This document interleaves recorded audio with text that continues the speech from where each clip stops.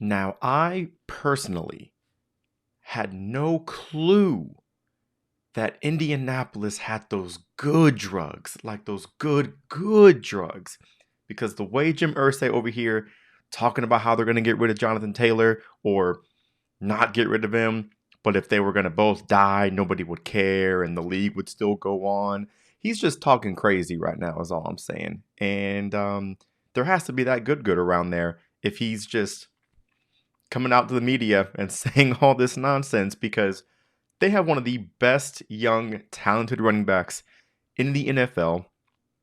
And I think that running backs in general are being taken for granted, as we've seen in the market. So we're going to dive into this a little bit, kind of break down this whole debacle, and then talk about if he did get traded, if he did go into free agency next year, where would be some good places for him to go. First, let's just break down Jonathan Taylor's stats over the last few years. He's been one of the best in the league. 2022, not so much. 861 yards, only 4 touchdowns.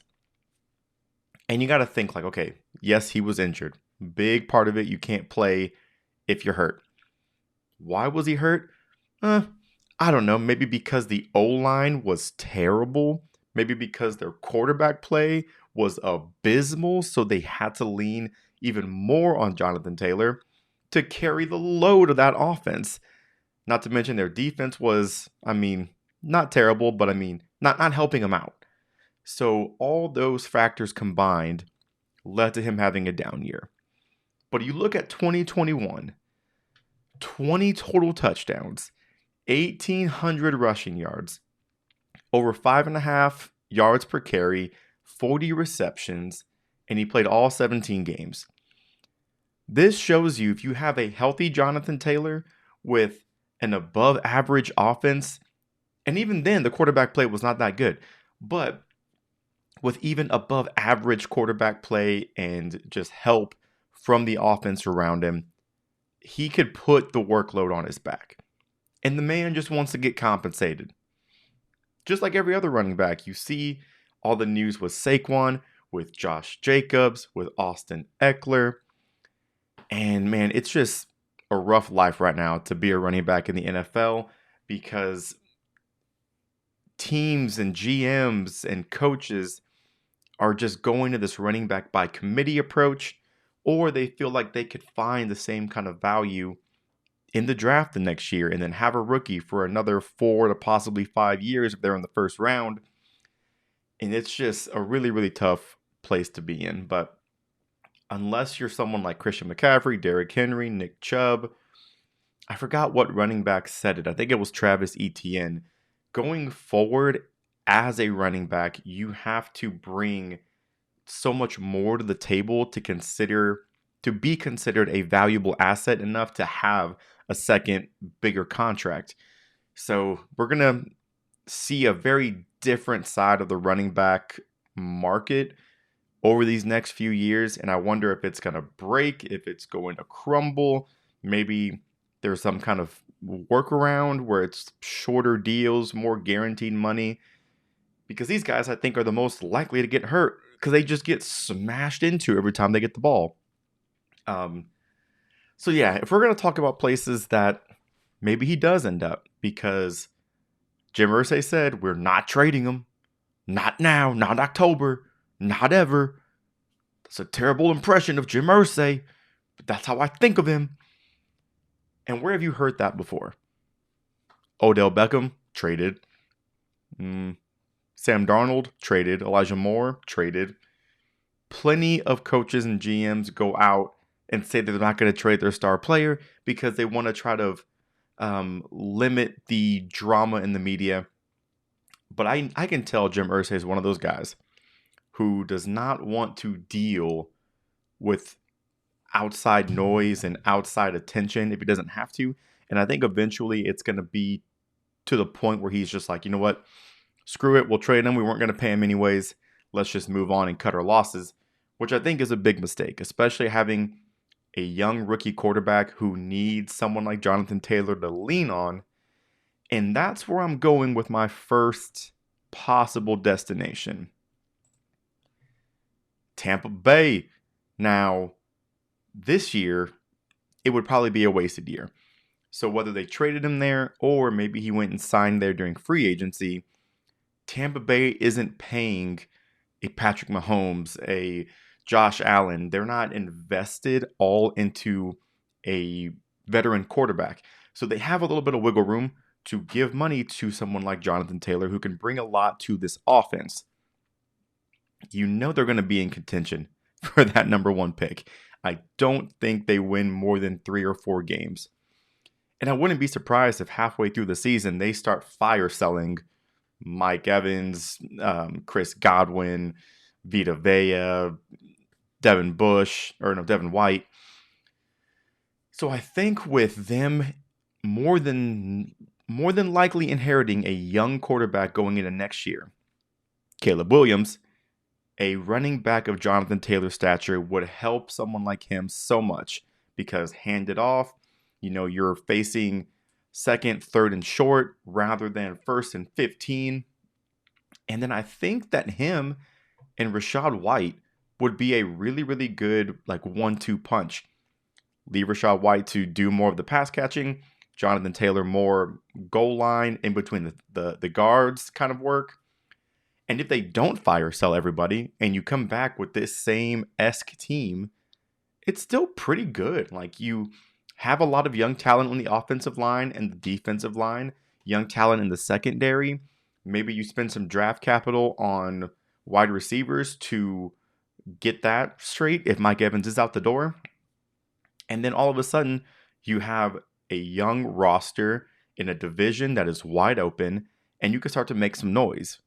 New coach regime, GM, possibly in the works as well.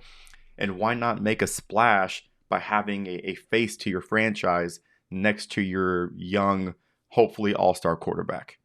So Tampa Bay is destination one where I think this could be a good spot. I don't have any AFC teams in this list because I see Jim Irsay as one of the petty owners who doesn't want to have to face Jonathan Taylor in the same conference. So I don't think that he's going to get traded within the AFC. Team number 2, Minnesota Vikings, kind of for the same reason that Tampa Bay is one of the options. Whenever you look at this team, either this year or next year, either they trade for him as a rental, you get Jonathan Taylor, he gets to come to your team, help you try to go win a Super Bowl, and then it works out for Jonathan because he doesn't get the risk of being franchise tagged by Indianapolis, kind of like Saquon being in that stuck position. Imagine J Jetta's on the outside. Jordan Addison, I'm sure, is going to take a few weeks to get up and running. Kirk Cousins, if you saw that documentary, was getting pummeled game after game after game. And yes, they had Dalvin Cook, who had a great year, but I can't imagine them going into this season and not having an established running back. Again, him and Jordan Addison, right? Alexander Madison, my apologies. They would be a great 1-2 punch. And if any injuries happen to one or the other, pick up the slack just like if it did with Dalvin Cook there. So this Kevin O'Connell offense, I think, could be more spread out when you have the danger of someone like Jonathan Taylor in the backfield. And this defense is terrible, y'all. It is really bad. So to be in these shootouts, you need as many playmakers and weapons to go put up points, especially if you're trying to make this run. Because after this year, Kirk Cousins is gone. 90% chance Kirk Cousins is gone. So same situation. You bring in a young guy, extend Jonathan Taylor maybe, especially if the Alexander Madison, experiment doesn't work out. They did extend him. And I'm sure you're thinking, well, if they didn't want to pay Dalvin Cook, why would they want to pay Jonathan Taylor? And Jonathan Taylor is 3 or 4 years younger, and I think better than what Dalvin Cook could be going forward. So why not extend a young guy who's going to help out your young quarterback and potentially keep you in that playoff Super Bowl run, not just this year, but for years to come. So that's team number 2. Some of y'all aren't going to like me for this. And I've accepted that. But,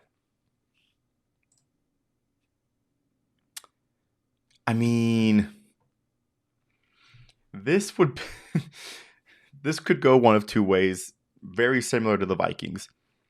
The way that I think is most realistic to happen, you have two injury-prone running backs leading your backfield in DeAndre Swift, Rashad Penny. You still have Kenneth Gainwell. Trey Sermon has been a disaster, and Boston Scott is an undersized running back who, if given too much of a workload, probably isn't holding up. So if you go and trade for Jonathan Taylor halfway through the season after making a run, maybe, it'd have to be before October, but somewhere in this area, I mean, that could be your missing piece to not only get back to the Super Bowl, but to get over the hump and beat either Patrick Mahomes, Joe Burrow, Josh Allen. So much of that running attack was on the shoulders of Jalen Hurts last year. And I just think that if you bring in Jonathan Taylor as that one-year rental, again, it works out for everybody because you're able to utilize him, especially if he holds out and he's coming in October with fresh legs. That's a dangerous RPO play action duo with JT and Jalen Hurts, both being just very versatile, quick, mobile, getting to the outside. I kind of like this, especially because Philly wants to go ahead and put all of its chips in right now. They already extended Jalen Hurts, so I doubt this would be someone that I don't think that Philly would go and extend Jonathan Taylor, but again, he doesn't have to risk getting franchise tagged, and he can go find a new team that would give him a good deal for whatever situation they feel Jonathan Taylor could come in and be of value. So I think this would be great. They already have a stacked defense, a lot of young players. The only big contracts are in their corners, of course, Jalen and A.J. Brown. They have some money invested in the offensive line, of course, but even those are one-year deals. So those are my teams. If I was going to throw like maybe a dark horse in there for all the same reasons that I mentioned, maybe Miami, if they do want to trade him in the AFC, they obviously want another running back. Doing so much research into Dalvin Cook, and all of their running backs currently are either really young or pretty injury prone. If this trade does happen, it's going to be in the middle of the season because of injuries on a team who feels JT could be the missing piece to taking them all the way. But those are my thoughts. We'll see how this actually unfolds over the next few months, maybe sooner if things get a little crazy, but we'll revisit this video back whenever the breaking news actually comes on air. But we'll catch you guys in the next video.